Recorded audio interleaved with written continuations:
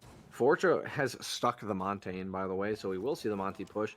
I wouldn't be surprised to see that he most likely goes through bunker, but he didn't spawn there, so we'll have to see.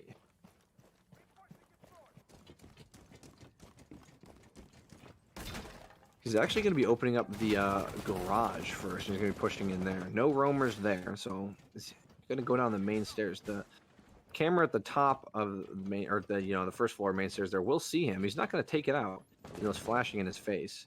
He's not eager to take his shield down, and Iron Throwing is ready to potentially get some Montaigne feet here if he walks by unknowing and maybe tries to melee the shield. That would be a great kill for Iron Throwing to get. And Fortra wouldn't be expecting it at all. But Fortra's actually going to go down the main stairs. He's got himself a little barricade to deal with. Nothing too bad for a Montaigne. Juan opening up holes to shoot through in the little doorway he has there out of laundry as Montaigne has made his way up. Krabik is going to be the first one to get picked off. I Am Throwing. Looks like he got him through the hatch in security. Great job there. Fortra has been spotted. Montaigne's position known by Juan. I Am Throwing is still going to be being an absolute terror inside of Freezer. Misses the drone entirely, unfortunately for him. But they know exactly where he is, and they have the hatch open, and they know, I mean, the door is closed, but that door probably won't be closed for long. Unless they're trying, the door is not keeping them out, it's keeping I Am Throwing in. Maybe that's the philosophy they're going for there. Fortra is trying to be a wall for Ducky Boy to try and take out Juan, but he's got himself a shield. There's defenders galore right there. The position of one now known by the bomb chassis, as well as Juan behind his shield there in that little closet of laundry there. Nitro Cell goes out. That's going to do a little bit of damage to Fortra. Another Nitro Cell comes out. Patience got to kill a Manly Banana. Fortra not taking any extra damage there. That's going to be the mute to fall. There's now a 4v4 situation. Ducky Boy still playing behind Fortra. No ground has been gained here. Demio and Ducky Boy going back and forth as Fortra is going to get dropped by Juan. That's going to be the diffuser and the Montaigne dealt with. Casanova also falls, or gets a kill on Patience. Patience falls. Wow, a nice reaction time for Ducky Boy to take out Juan, but it looks like Casanova is quickly going to take his place. And now is a 3v2 situation for University of Georgia, looking pretty good. I Am Throwing still has control of the freezer, but the feet of Demio. Snail, you see the feet of Demio. This could be game-changing. It's not going to happen. He's not going to see the feet. Ducky Boy will get the kill on Demio, though.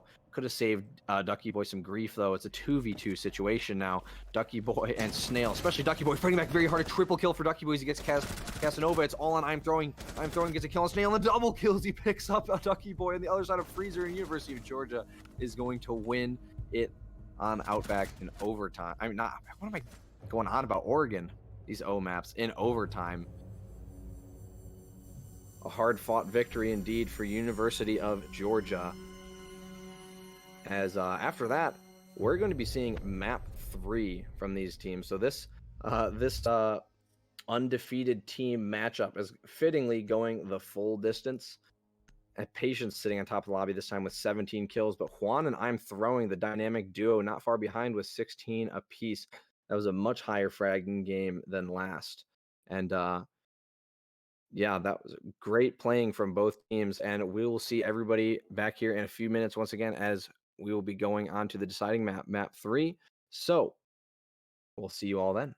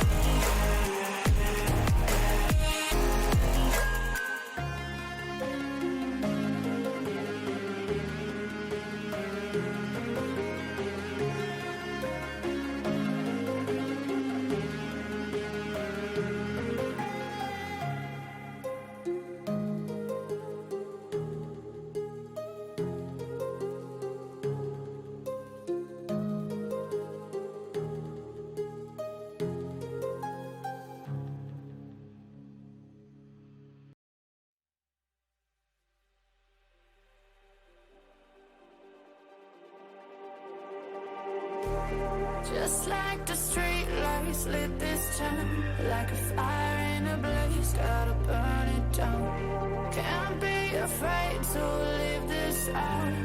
We got this far, don't know how.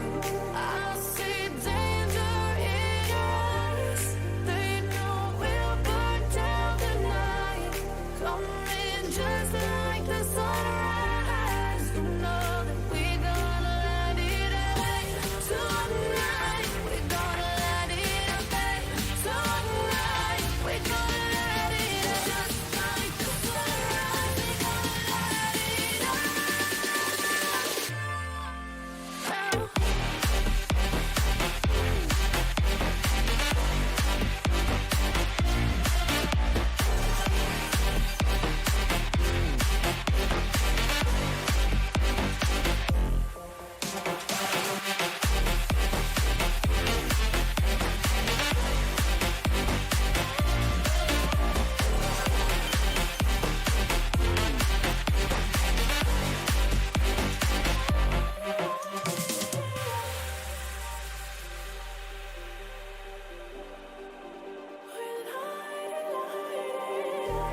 Just like a spark that's breaking out.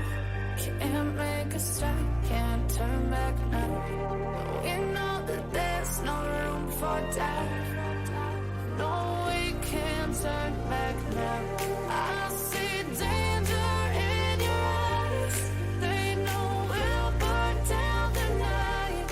Coming just like the sunrise. You know that we gonna light it up tonight. We gonna light it up tonight. We gonna light it up just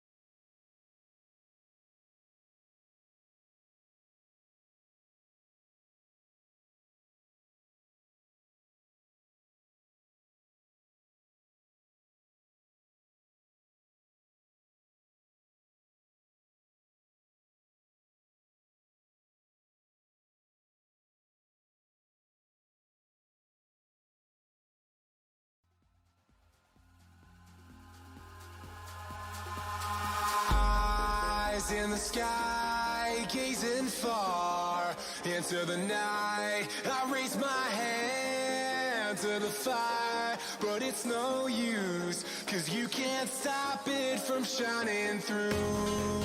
It's true, baby, let the light shine through. If you believe it's true, baby, won't you let the light shine through for you, for you, for you, for you, for you, for you,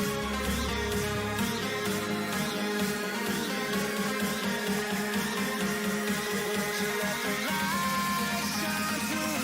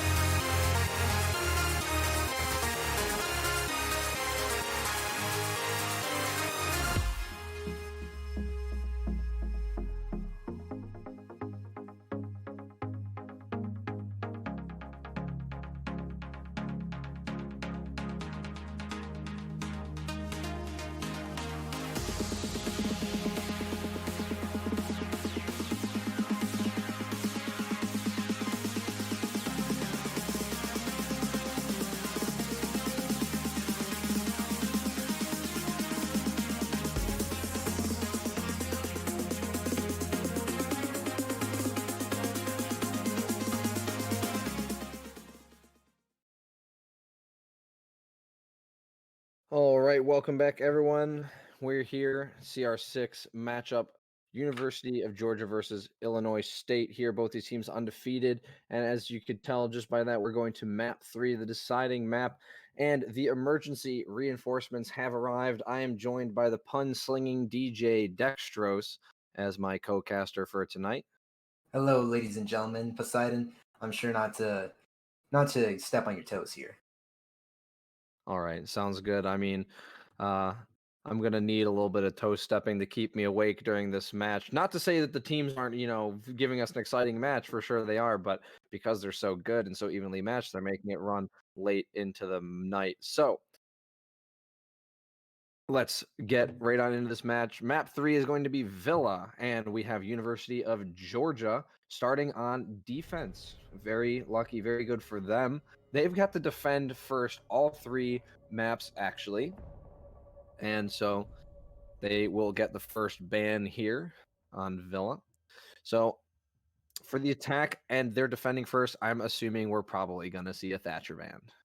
Especially since if ISU's bans are anything to go off of, ISU has been banning Ash every single time.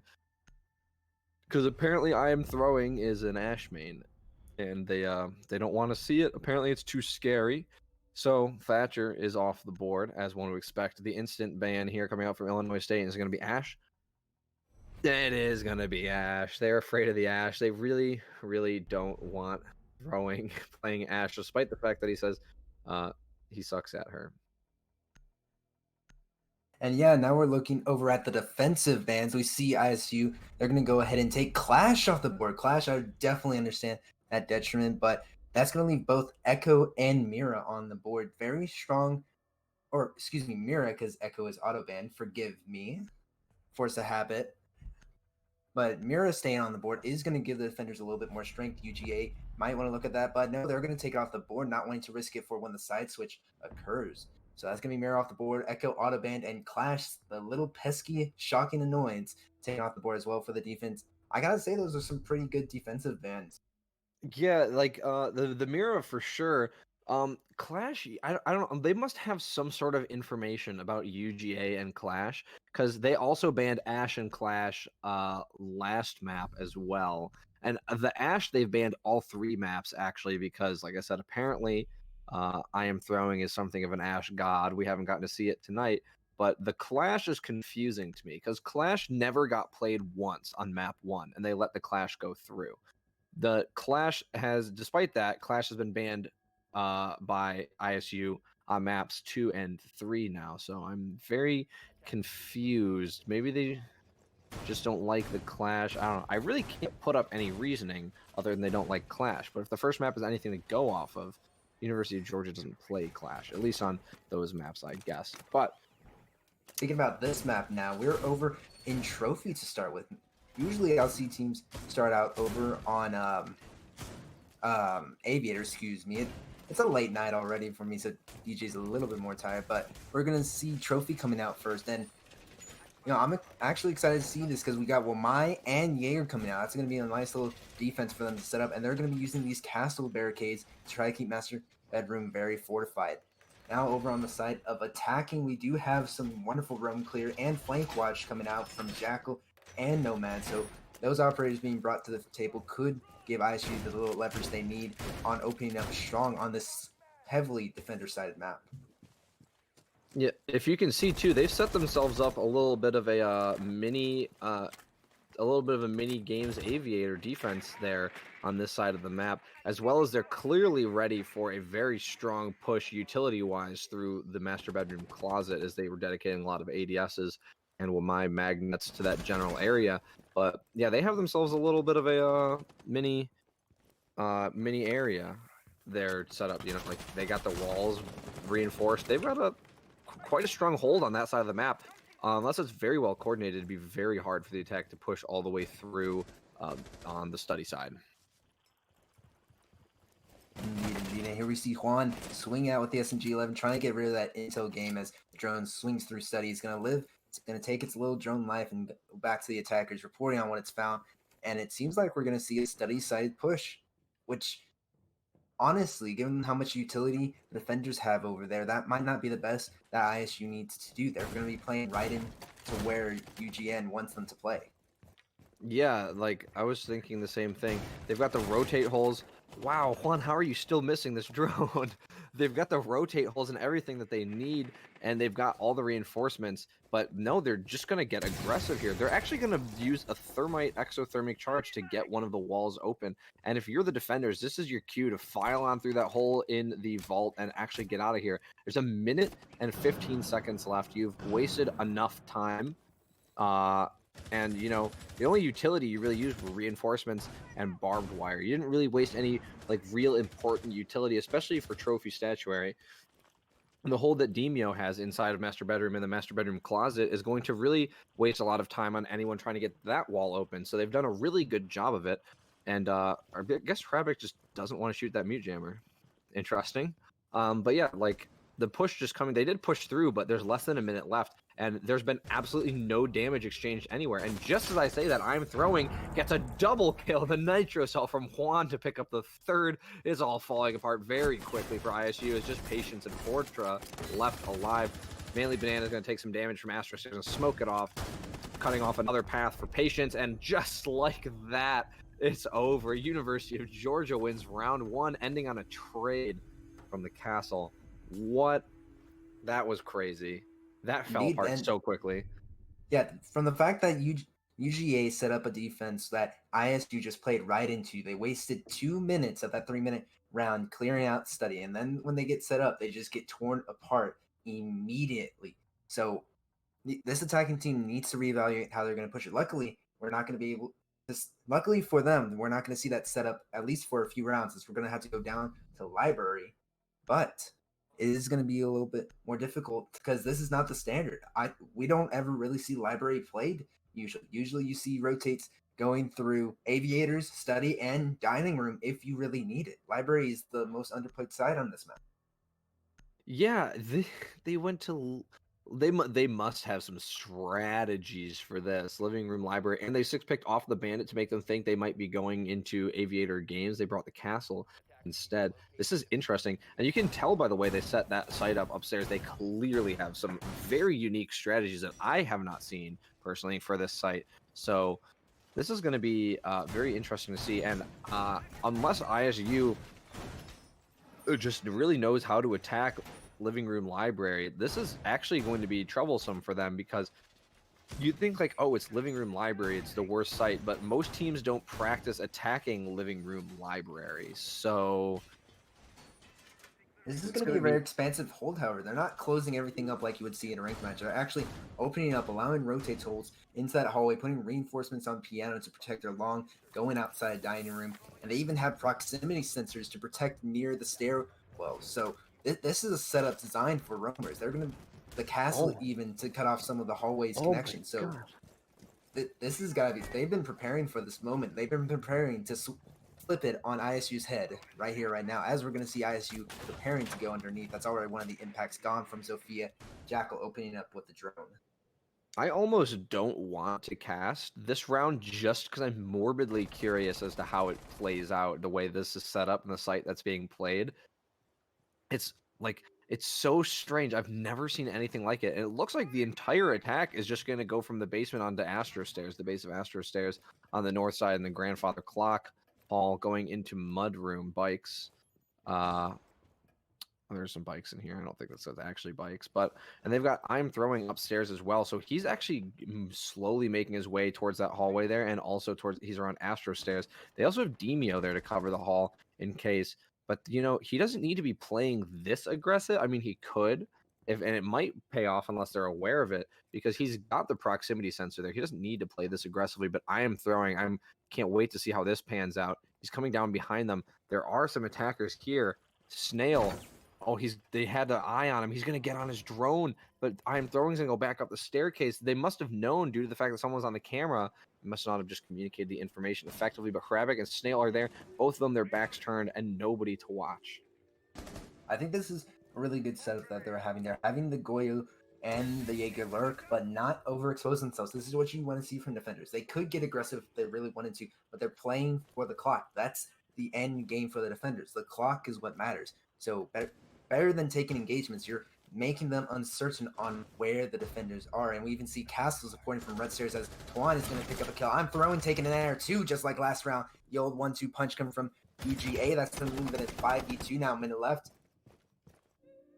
Yeah, if you noticed how much time was being wasted by the setup, because ISU is just so confused. They're just staring at it. They're like they were set in the same spot for like 30 seconds, not moved. Like what do we do? What am I doing here? Fortra falls. All that remains is patience. Demio is going to take off his head. A flawless round on living room library in a competitive game. I don't think I've ever seen that. This is beautiful, ladies and gentlemen. Take notes. This was disgusting. This was a slaughter. I guess they really headed to the library to study up on that one, huh? It looks like they really did.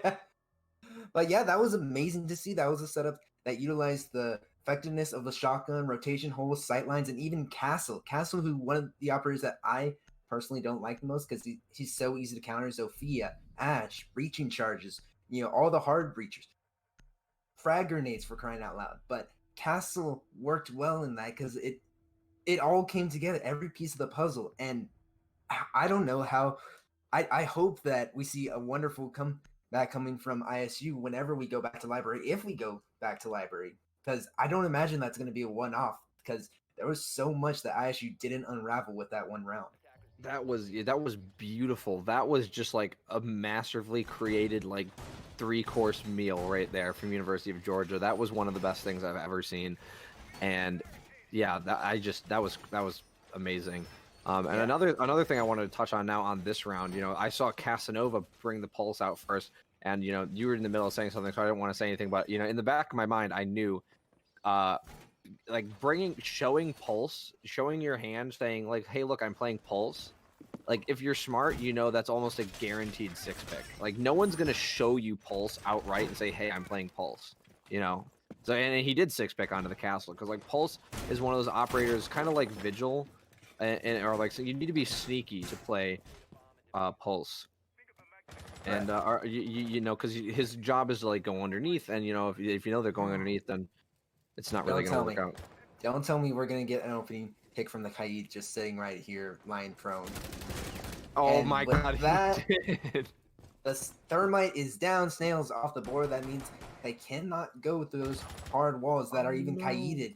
So They have no way of clearing the Kais. They have no way of clearing the hard breaches. They have to reevaluate. They have to gather the intel and find a narrow way to push, and they need to start changing now because either they got to push fast through study or they got to take the time to go from their angle. And already we're seeing Patience taking time and losing his patience just a little bit as he pushes forward, trying to find where his team can push into.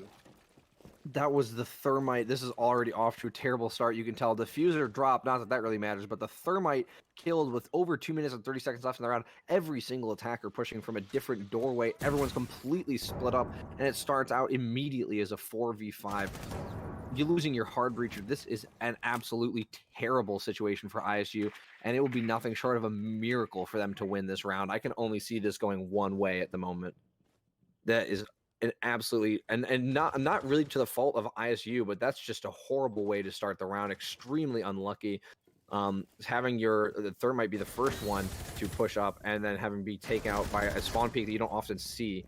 Yeah, And but looks moving like forward into the rest of this round, we see them rallying. Patience and Sophia peeking the Wamai on his shield, and they're taking ground right now. They have study, they have hallway. They're looking for these roamers who are going to be returning to site with a minute 20 left on board. Castle, considering the hatch, if he's going to drop or actually stay on the second floor. And we see Ducky coming as the flank. He's his own push because he has those nomad air jabs. So we have essentially two pushes: one to keep the defenders wary of their flank, and the second one to take control of site.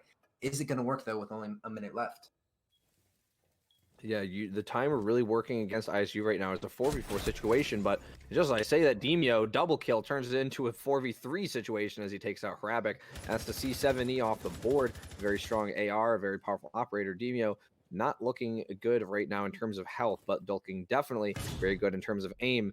I Am Throwing is going to get air jab back as Patience is slowly coming in behind him, but I Am Throwing's got himself a nice spot, but it's not going to matter because Patience will spot him out in a double kill for him. The only people with kills have gotten double kills each, and now is a 3v3 situation. Demio and Patience both pretty low on health, but Demio's got the Nitro Cell in hand. He's ready for Fortra. He knows Fortra's out there. The Nitro Cell is going to go out. It will not connect as Fortra went all the way down the other side of the hallway. And that is one Nitro Cell off the board with only 10 seconds left. Fortra's going to pick up Casanova, and now Manly Banana's trying to make his way back into sight. He will get killed as well. It's all on Demio. He's gotten 2 kills already, but he's got an uphill battle. He's going to have to ace if he wants to win this. Fortra's getting the diffuser down, and ISU will win it as Demio is taken out by Patience, giving him a triple kill.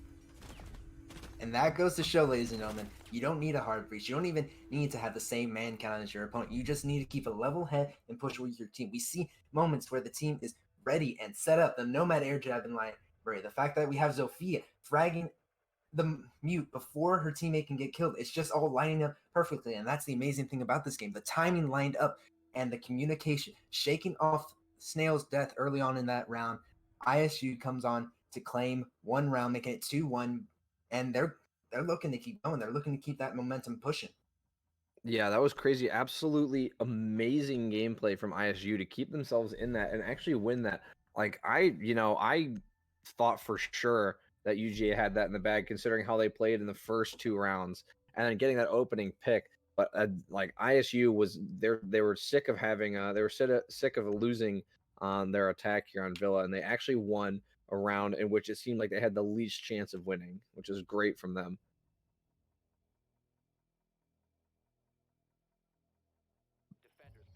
So University of Georgia now will be going back to trophy statuary. They did win this one last time.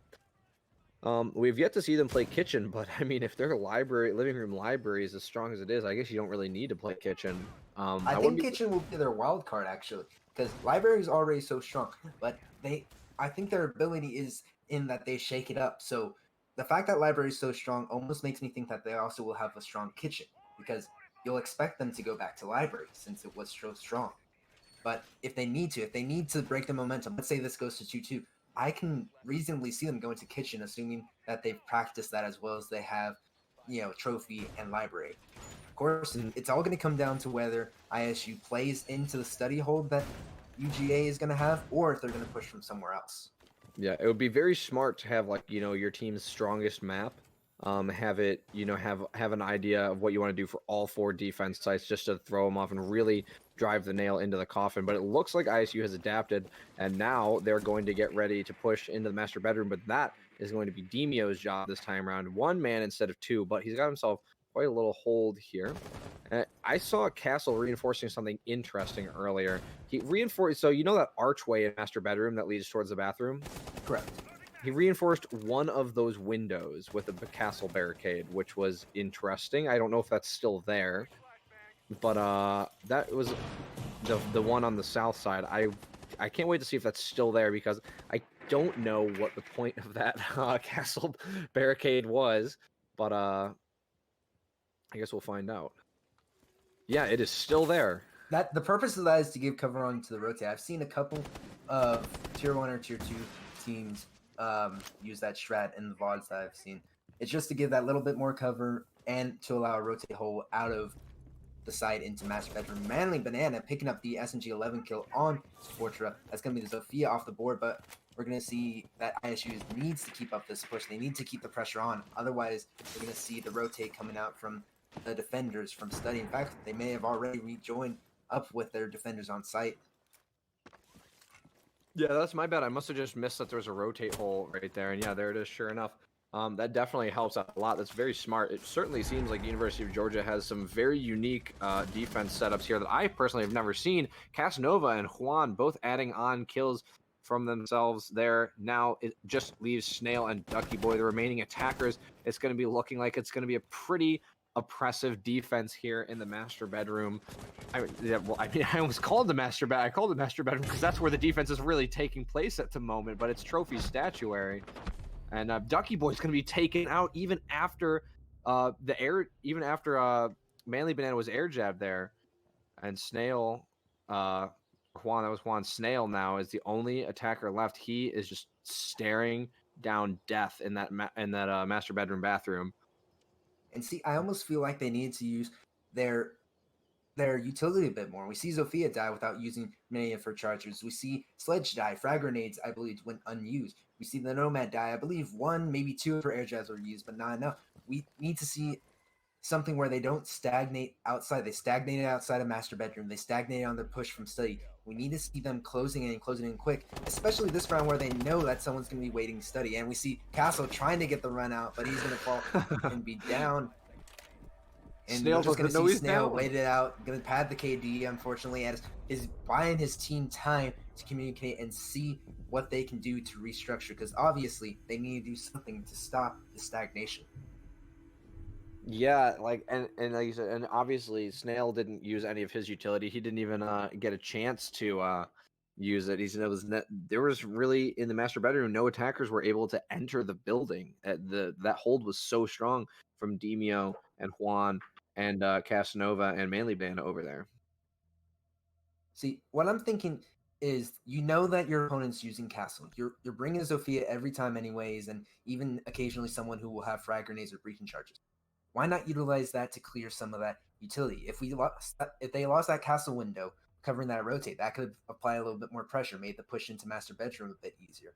Or perhaps having 2 players execute at the same time to collapse in on closet. That would require some droning though, which we did see coming initially on the master bedroom. It's just on how you apply your utility, especially against Castle like that, which is why I still personally think Castle is still a weak operator, because he can be cleared by a lot of things as long as you initiate on it. Mm-hmm. You have to think too, though, and I don't know. I don't think ISU really weighed the possible consequences here. But ISU has all 3 maps banned Ash, so they're kind of like, on one hand, they're preventing IM throwing from playing Ash. You can see he's playing Jaeger, so clearly this man's late typical Ash Jaeger main. But they are also removing long-range breaching capability from their attacks, and so Casanova is taking full advantage of that by playing Castle. I'm sure these defenses don't go nearly as well if Ash and Zofia are both available, because the attacking team will be able to adapt and play both of them and get as many castles open as possible. But ISU has shot themselves in the foot by banning Ash. So I don't know if I don't know how much of a detriment I am throwing would be to ISU if he was playing Ash. You know how much damage he would do, but right now not having Ash seems to be doing a lot of damage to ISU. Yeah, that definitely could be true, but they gotta work with what they got. Perhaps Ash is too strong, and already I'm liking what I'm seeing. We see that this 90 window is open up. One of the castles is taken off the board. We do have a defender sitting in close, but the concussion mines that could come out from Zofia could help quite a bit. We are going to see Zofia go ahead and take Ion thrown off the board. Jaeger, not even sure where she got the kill from. I believe, oh, I actually, down over by library. The library hallway was where Jaeger died, perhaps trying to find a little spawn peek onto him. And we're going to see Smoke peeking in and out. Patience trying to find him, but not going to connect just yet. 5v4, 2 minutes on the clock. And we just got to keep seeing the execute come out. They got to keep taking ground. If they stagnate, they are going to stop. And that's what we saw in 2 of their rounds thus far, both with the initial aviator site and then again with the trophy hold. I'm surprised that and I just realized, I'm surprised they actually went back up to this site, because they lost this site, but they didn't. Maybe they thought it was a one-off, but that hold was so good. Like, I honestly would try the living room library again. Like, you did so well on that living room library hold. Casanova is going to get a kill onto Patience, a nice little headshot with the UMP, making the man advantage even. But yeah, like library was an option. I guess they just feel like that strategy is a one-off. But when you flawless it and it works so well like that, you got to run it again. I mean, at least one more time, maybe later. Juan's going to pick up a double kill as he gets Ducky Boy and Fortra at the top of main stairs, and it's all in the backs of Hravik and Snail now. Not to say that it's unwinnable. They've done it before in very bad odds, but this one's looking even worse. Hravik is now at a third of his health, and down he goes. Quan, a triple kill for him. Snail, the only one left alive. Last round, he was the first one. Last time they played this, he was the first one to die. Now he will most likely be the last one, unless he is able to pick up the 4K here. We're about to find out as Casanova swings out into the study, and there, the position is known. The UMP too slow to really finish it off, but Demio with the Electro Claw kill on the... Wow, that is very unfortunate. The UMP did just enough damage to Snail for him to die to the electricity on the wall, and Demio is going to collect that kill free of charge.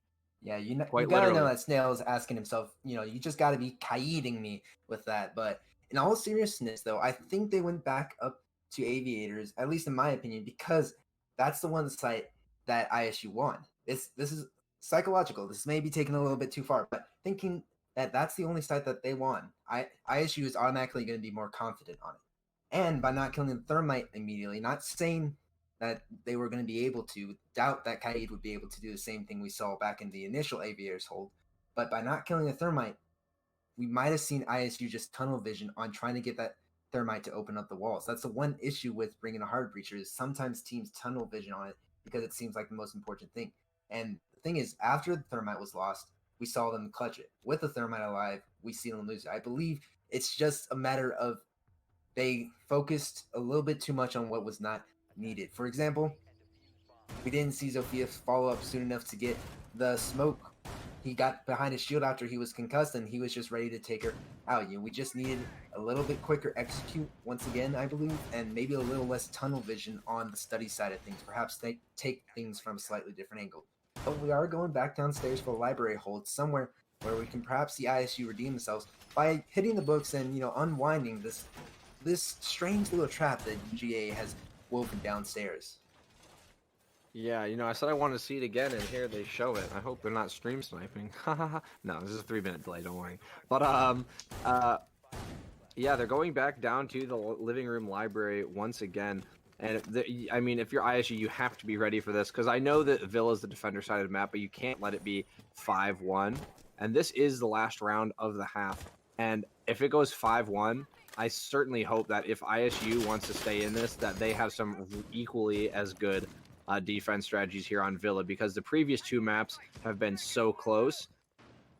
7-5 and 8-6. It would be a shame to just see UGA just absolutely walk away with this one. But we're seeing some beautiful defense in the meantime. Up and now 30 seconds are off the board. We are going to see Zofia pushing in. She's going to open up with one of the impacts, clearing out that castle barricade to open up Piano. And are we going to see the execute that we already seen that ISU can do? We saw it up in Aviators first time that UGA went there. Are we going to see it applied downstairs to make it 4-2 before the half? Yeah, their attack, it seems like they're trying to adapt. Whether or not this adaptation is going to work, they're attacking from a completely different side. And that's going to put pressure on Demio from the other side of his little hole. Before, he was mainly looking towards red stairs. Now you can see he's switching back and forth between the hole in the wall and the doorway in Piano, and just looking into Art Studio there, because you know, it's just like the pressure's being put on from a different place. Patience is drone so close to a defender in statuary right there. Probably I am throwing.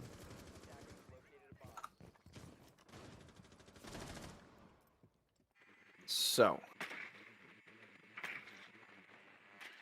just a lot of droning being done, wasting a lot of time.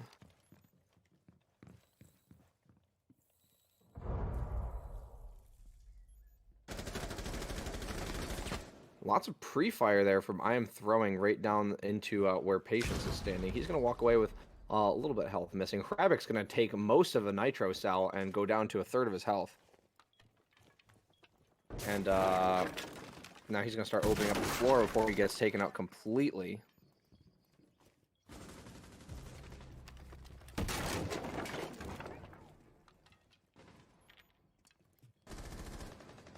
So looking through the floor, he will get a kill on Juan, and Snail adds on another one onto Demio as they seem to have cleared out that hold right there. Casanova will take out Ducky Boy and take a pre-fire down the hall there.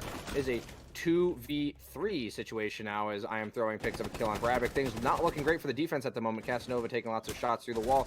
I am throwing is going to pick up another kill, a nice headshot on a Fortran, and now quickly just became a 2v2 situation. They still have control of the site. I am throwing the one sitting there. Patience and Snail, the only people who've gotten kills recently, are the only ones left alive.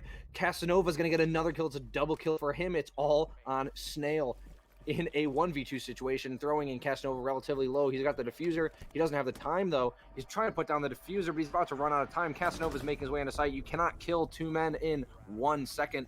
The University of Georgia is going to end that half 5-1.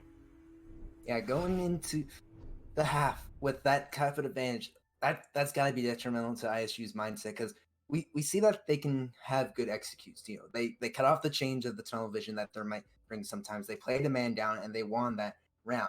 So it worked out very well for them there. But the other 5 rounds, it just didn't work out for them. So hopefully on the defense, they'll be able to turn this around. This is a defender-sided map, but I'm a little bit worried for them because it almost seems like they're not going to be able to turn around against UGA's preparation for this map. We already seen the lovely hold onto Library, and I just worry on how ISU is going to deal with their attack. Maybe I'm just wrong. Maybe UGA hasn't prepared for the attack as well as they had for the defense. But going up to Aviators first, I feel like we're going to see a little bit more typical defense hold than we saw compared to UGA. Yeah, I'll say 2 things. One, if UGA's defense is that well thought out and that good, their attack has to be at least somewhere close to that. And number 2, this map is not that defender-sided. I think that ISU is a little underprepared for Villa in terms of strategies compared to UGA, and I really think that they were hoping to close it out 2-0 over UGA, and it came close. Take it all the way to overtime in Oregon.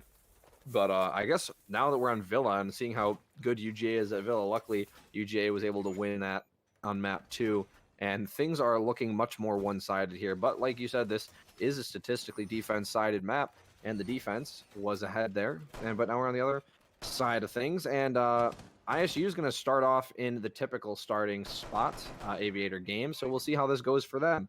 Will UGA put it up to match point on the most picked site, or will ISU start their comeback here? Let's find out now on the other side of the half. So we see a pretty similar lineup to what ISU was running on the attack. In fact, I think this is almost exactly the same, at least compared to last round. Meanwhile, for the defense on ISU, though, they have the double breach denial, Snail and Hrabik running Cade and Bandit respectively. Patience will be bringing the Jaeger. Fortra bringing the Valkyrie, and Ducky Boy with the Maestro. Lots of yellowish tinted icons here on the defense. Yeah, sure to be a bit confusing, but we are going to see the IQ having no confusion finding those bandit charges and taking them off the board. I feel it's going to come down to Snail trying to Kai trick against Manly Banana's thermite charge. It is possible, however unlikely, as we're actually going to see in a strange ironic twist, Juan taking out Patience, the Jaeger with the frag grenade. Where was your ADS now, little man? We're going to see another one come out, not going to connect this time. He actually hopped up on the desk from it looks like to get a Pro League style jump with the hammer. Thor swinging his mighty hammer, finding Patience out, And that was going to be 5v4, minute 15 off the board already. And indeed, Kaid's going to go ahead and close up the gaps that IQ made. Yeah, he will be tricking Juan with a double kill now as he picks up Fortra. He will get taken out, though. His boldness getting returned with bullets. Ducky Boy will get a double kill as he picks up Juan and Casanova, leaving it in a 3v3 situation. Now, Hrabik's still off-site. He was all the way in the basement last time we saw him, letting his bandit charges or his bandit batteries be destroyed. Health advantage in favor of the attackers, but only very slightly. Hrabik will get air jab back. His position now relatively known by the attackers. They know they heard it go off, and now the Nomad will have to recount where exactly she put all her air jabs, and there's a nice kill. Hrabik loses a small amount of health for a kill onto I Am Throwing. That's the IQ. Now is a 2v3. Demio, Manly Banana, the only attackers left. They have the wall open. Demio's in a bad spot, though. Somebody swings on him, and that's exactly what the K is going to do. A nice headshot from Demio, though. That's going to put Snail away, and it's a 2v2 situation. Demio's got a nice angle on that door. Hrabik's just outside. The only defender on site, Ducky Boy. He's got himself a little hole in the wall. Hrabik going to run across, go down 90 instead. Probably better position for him as Demio was kind of ready there. Looks like Manly Banana is going to try to get the other wall open now. It's going to put a lot of pressure on Ducky Boy there as he's playing inside. He's going to move into games, and he's going to get into a gunfight with Manly Banana, although Demio's going to get the kill on Ducky Boy. It's all on Hrabik now, who's playing behind the bar. His position most likely known as the pre-fires are coming out. Manly Banana's going to have to go into the other site and find a safe place to put the diffuser down while Demio covers. He's going to go behind the vault door, the usual default spot. Nitro Cell in hand from Hrabik. Throws it out. Doesn't sound like connects with anyone. And the diffuser's going to go down. Things are looking bad for Hrabik. He's going to get taken out, and University of Georgia wins their first round on attack on Aviator. Demio going huge, picking up another kill there and ending the round. And that's going to put it at match point 6-1. ISU has a gigantic mountain to climb if they want to bring this back to overtime. Yeah, I gotta say, that's exactly what I expected coming out from UGA. They have obviously practiced this map well enough to be prepared. We see Juan coming out with the sledge prep, 2 frag grenades, one of them connecting, and the sledge jump off the desk. He's definitely perfected that shot quite a bit, at least so to not accidentally frag himself. But 6-1, match point, morale has to be an all-time low. ISU is now fighting round to round to stay alive. Yeah, I mean, if anyone's ever looked at the Trash Talk channel, Juan definitely talks the talk, and we can see now during this game, his team, both these teams undefeated, but right now, him and his team definitely walking the walk as well. There were some great kills from Juan in that last round, and yeah, 6-1, it's not looking great for ISU right now.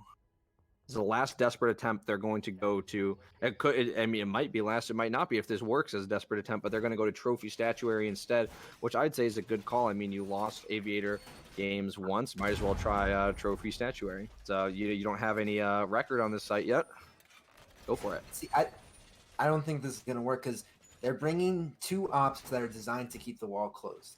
And unless they take that IQ, or even like half of the team on the other side of UGA has the potential to clear that out. IQ obviously being the most prevalent. If they manage to kill IQ, then I say they have a chance this round. But between the IQ being on the board and then the potential that UGA has been bringing this whole map and showing that potential off, I don't think that they're going to be able to do. They have to hold dining room from below, I believe, to defend those bandit charges. But I'm not sure it's going to line up perfectly. Be like that. We are going to see bandit playing all the way downstairs as we see all 5 of the attackers outlined stack up near master bedroom. That it might just be a rush. Maybe they're just going to go in quick and fast and try to clear it out. And we do see them escorting the IQ to try to find those charges and clear them. Yeah, they're running the same lineup again. Yeah, exactly the same as you would expect. The attack lineup doesn't really change all that much. It's just the defense lineup that has to change with the site. Although it seemed to be running almost the same lineup. Patience, the only one that changed. They're not actually bringing any sort of projectile denial at all. Patience playing Legion this time. I feel like Jaeger personally would have been a better choice. But maybe they have maybe it's a comfort pick for Patience. There goes one Evil Eye, and it looks like Legion's gonna get aggressive on the door. Manly Banana, what is going on here? I can't believe he didn't see Patience the first time. They just lost their thermite. Patience taking out the thermite. That's Manly Banana. The diffuser goes down. So Juan is getting aggressive on this door to master bedroom, but the Legion is already long gone. He picked up his kill and he left. But even with the thermite, now we get to the point on: are you going to let that limit you? Your plan was to open the wall. We do see Valkyrie pick up the kill onto IQ. That's a lot of utility gone. They still have some utility utilized, but and with that, they're going to take Valkyrie off the board, 3-4 now. But Demio is very low for his efforts. Time's running out, halftime's on the board now, and they just gotta keep pushing, trying to close the coffin on this. Ducky Boy, does he peek? Does he be aggressive, or does he wait for the attackers to come to him? He's gonna go ahead and wait.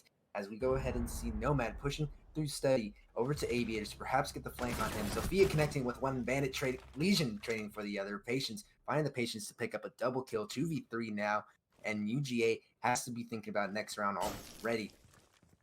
Yeah, Demio taking out a little a black eye there, but Ducky Boy with all the patience in the world just watching this angle. He's got the Alda, and Demio is very low. Only one of those 81 bullets needs to hit Nomad to get that kill. Casanova, the only other attacker left alive. Zofia, not quite sure where exactly Zofia is. Oh, Ducky Boy's getting a little more aggressive. Demio doesn't even check the corner, and that's a free kill. So it's all on Casanova. 1v3 situation. Patience, the only one with any damage done to him. He's going to start to push the master bedroom door. And would you look at that? Ducky Boy's already ready and pre-firing. Wow, a nice headshot on the Ducky Boy, putting the Maestro away. But Legion playing behind the bomb chassis. A triple kill for Patience. And Illinois State starts their comeback right here. Would you look at that? Winning their second round. Yep. And I gotta say, getting rid of that thermite, managing to find the opportunity to swing out. That was what they needed to change it up. UGA unfortunately couldn't connect with it. They couldn't find the rally in time. We saw an attempt made, but the thing is, they're still sitting at match point. ISU has to keep winning round to round to round to round. Otherwise, they're done. One and they're done. Just like Nomad against that Maestro right now. One bad round, one mistake, even one operator who dies too early, one frag grenade used in the wrong place, or excuse me, their defense. One Legion mine placed in the wrong place can lead to their demise. Yeah, I don't know how the attack just fell apart so hard there. I don't know. I think it all started with that Legion, really just that Legion's great peak right around, because I could have sworn I saw the Legion. That it wasn't even just because of an outline. Like, I saw the Legion, but I think it was Juan who was holding that angle there. Didn't see the Legion at first. Peeked away to get back on the drone, and poor Manly Banana just had no idea. It's a great aggressive play that you don't see very often from Patience. And as you can see, he's going to be picking the Legion once again. They're not going to go back to Aviator games this time. They're going to go to Kitchen Dining. They're not going to touch Aviator games with a 40-foot pole as long as they can bear it. My one worry is the verticality that can be achieved on this side. They're not going to touch the library, obviously, because they haven't prepped for it. They're not going to have anything close to UGA's level. They're not going to go back to Aviators because they've already been torn apart there. And they can't go back to Trophy because it's locked. But, just they have bad options is what I believe right now. I'm not sure they prepared as well as they could have for this map. And because of that, I'm not sure that they'll win. They are bringing the castle to try to cut off rotates, but already they don't really seem to have a roam game presence to prevent the gathering of that second floor hold, and that's going to be detrimental to them, especially with the sledge and any breaching charges, Sophia, all of the sightlines that can be opened up, and you're relying on Ducky Boy to perhaps maybe find one or two with the C4. Yeah, what's worrying me here is that, I see they have the pulse, which can be extremely helpful for getting kills from, Rabbit so low after that. Anyways, people for getting kills on people who are, on a soft floor upstairs. But Fortra wasn't on site, and I still don't think Fortra is on site. That's one of the nitro cells. Ducky Boy, only one nitro cell on site, but it is pulse. And here's the thing. They're in dining kitchen. They could have ran Bandit Arcade, which they've been running every round before this. And nice teamwork bait pinch there, getting rid of Krabik. And the nitro cell comes out from Ducky Boy, doesn't connect, so there's the wasted nitro. And they could have had another nitro and somebody who would be playing on site with Cade or Bandit, but they didn't bring Breach Denial for this one. Ducky Boy, no nitro in hand. The scanner's going to be practically useless at this point. You know where the sledge is. He's leaving a trail of destruction everywhere he goes. Ducky Boy has been very proficient on getting kills through the floor from beneath with a UMP. But Let's see if he's able to do it this time. I'm throwing spots him with the scanner, but I don't think he actually knew that was Oh him. my gosh, do you see this? Yeah, can he see his head? I'm, he Or is that might be just able to, but it outline? might blend in due to the darkness. So I think he would be able to. That's just tantalizing right now. I feel like he should be able to see him, but he's not going to be looking that closely. He's not going to think someone's just going to stop above a gap. And unfortunately for Pulse, oh, He's gonna get ah, flashed out. and The the outlines opportunity's just do lost. stuff like that. All Two right. men down, but time's on their side, however. But then we lose an adder to Juan, who picks up yet another double kill to add to his ridiculous KD thus far. We are seeing Valkyrie swing out, pick up one. That makes it 4v1 as she goes down. Just relying on Snail by himself with the UMP. It doesn't do a lot of damage, but perhaps, just perhaps, he can play the retake game. They don't know exactly where he is, but we're going to see Zofia peek out. He's going to take a little bit of damage, 25 health, and get the headshot onto her. That's going to be 3 defenders to take care of, and not a lot of time to do so. They know where he is, and he's just got to come out and push. The Free Fire is coming out, and Juan looking to make a 3K finds him with a headshot, and that's going to be UGA winning round 9 and winning map 3 tonight. That's going to wrap it up, ladies and gentlemen. As far as the gameplay goes, UGA wins it over ISU, going all the way to map 3 onto my favorite map of Villa. And ending it with Juan de Swan, the biggest shit talker in CR6 with the MVP animation. University of Georgia will walk away going undefeated now the whole time. Both these teams walked in undefeated. University of Georgia walks out undefeated. ISU walks away with their first loss of the season. And that's it. What a decisive victory on Villa. That was absolutely crazy. And I mean, that was so close before, like all the maps before that, but ISU just totally was not ready for those defenses. So we're going to have a little bit of an interview now that the game's over. We're going to be getting the Swan himself, Juan, in the channel to answer some questions for us about this game. I'm sure he'll have a lot to say. So as soon as that Yes, happens. that was definitely exciting for me to see coming into map 3 and just seeing UGA just all the way set up that library hold Juan joining the call. Now, that was just something else, man. Well done. I got to hand it to you. Thank you, man. It really means a lot. We really whatchamacallit had to try really hard tonight. They're definitely a very strong team. Oh yeah, for sure. I mean, if the first two maps were anything to go off of, losing 7-5 on the first map and then winning 8-6, I mean, they really weren't like, letting you get too far ahead of them. Oh no, But yeah, they weren't pushovers at all. Like their drone work, especially on the first couple of maps, was pretty insane. yeah, so on Villa, when it comes down to Villa, I mean, that was a pretty decisive victory, 7-2 over ISU. Do you think were you guys just like, I mean, this match went really long. Were you guys just more awake? Were they more asleep? Or were those insane defense strats? Like, it seems like you guys just practiced Villa a lot. Like, there's some strategies I had never ever seen in my life. What was that all about? Like, do you guys practice Villa a lot? Why didn't you guys pick Villa first? I think it's a combination of factors, really. I think they got really tired because it was a pretty long match, and I guess we weren't as tired. And then another thing is like the strategies that we did have. We have definitely spent a long time, many hours, just putting work into our scrapbook, and especially on Villa. We weren't really too keen on playing it tonight because I think yesterday we played in CEA against Colorado Buffaloes, and we had lost Villa on that time, so we were just not the happiest with our performance then. But I guess tonight worked out. Yeah, that was pretty good. Do you have anything you want? Do you have any more questions, DJ? I need to think Uh, of some more. the only question I have is how long did you have to practice Villa to just come up with that impeccable defense? Oh, it took us a long time, especially the library holds. We spent multiple hours just like theory crafting it, and then like it has to work out the exact way it is. Like if one thing was out of place, like throughout our scrims and games, we will lose. So we literally have to play that almost perfectly. Uh, like when it came to the one of those rounds, we definitely should have lost. I think it was the second one. It was 2v5. We just didn't play it as good. Our roamers didn't go up for a flank, and the vertical pressure really screwed us over there. But luckily, our guys just pulled it out of their behinds and just went nuts. Yeah, Yeah, I very mean, well. yeah, it's just like it was so crazy watching on the first two maps. I mean, the biggest round differential for a while was just like 2 rounds. Like you guys were just going back and forth, back and forth. I mean, it's no surprise that if you told me that both of you guys were undefeated before coming into this match, I would be like, oh yeah, you're definitely right.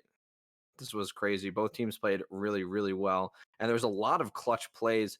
Like there was no shortage of clutch plays in which, from both sides, it was overwhelmingly in favor of like one team, and then just like out of nowhere, the other team gets it. Like you guys just played so well, and I mean, it was so that like it's so close and so cut and dried that I'm just blown away. I almost have nothing to ask. Like, is there anything that you just want to say at this point? Like, I think both teams sort of like had little hot streaks when we got like 3 or 4 rounds in a row, and it sort of just the hot streaks just sort of traded on and off. Like on Coastline, I think it was like the first half was pretty come and go, and then I think they got some pretty nasty rounds, and then on Oregon it was like even more pronounced.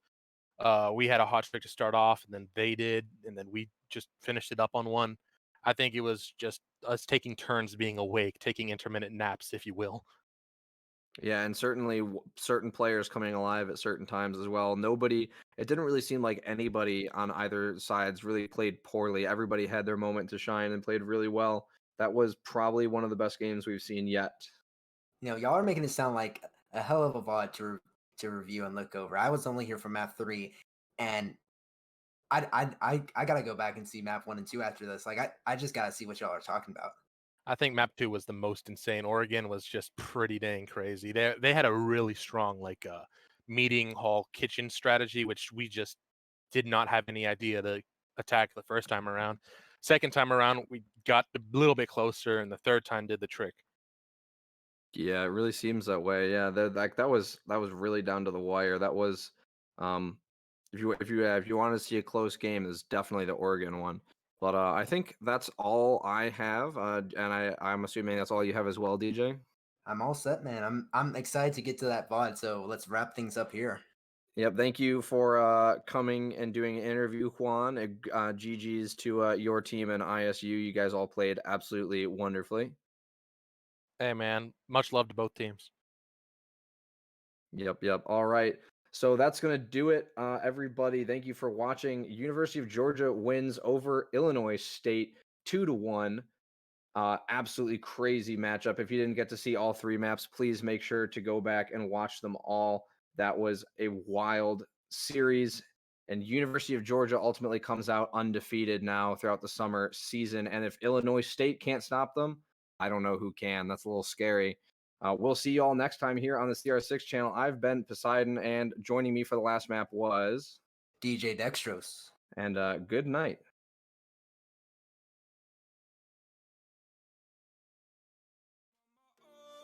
Broken alone, I feel the rain crashing down all around this empty town. I'm searching for the lost and found, but you don't care, you're unaware. Keep moving like the scars aren't even there.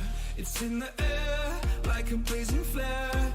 Don't stare 'cause the flames will burn us. I thought you were the one for me, that's why I gave you everything. Held you close by the stormy seas. Oh, you meant the world to me. I used to kiss your head when you cried for me. Hold your hand while the pain was over. Keep you warm by the roaring sea. You meant the world to me.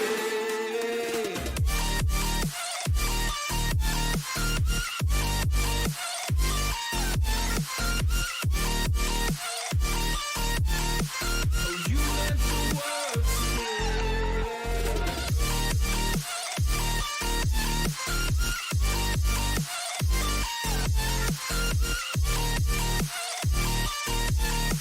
Oh, you meant the world to me. My darling dear, you're never here.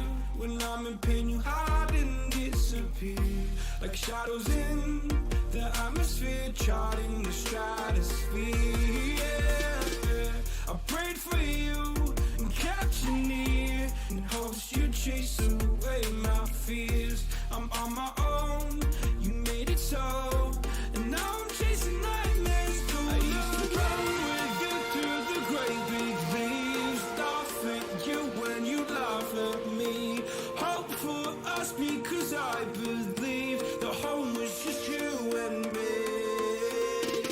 thought you were the one for me.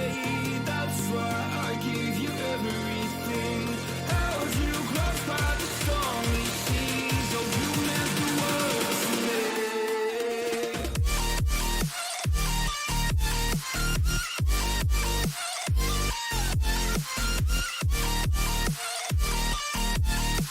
Oh, you meant the world to me.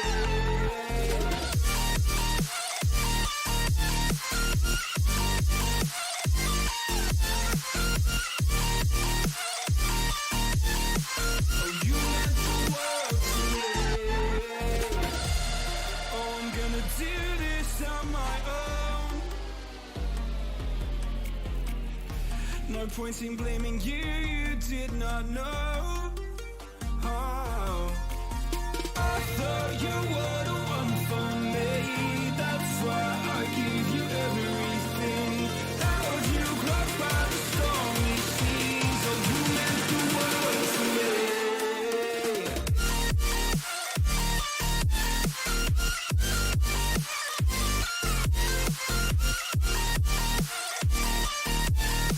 Oh, you meant the world to me.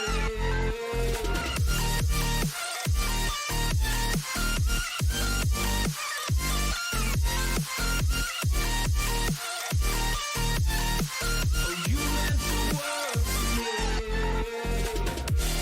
Oh, I'm gonna do this on my own. No point in blaming you, you did not know. Oh, oh, I'm gonna do this on my own. No point in blaming you, you did not know. I thought you were the one for me. That's why I gave you everything. Held you close by the stormy seas. Oh, you meant the world to me.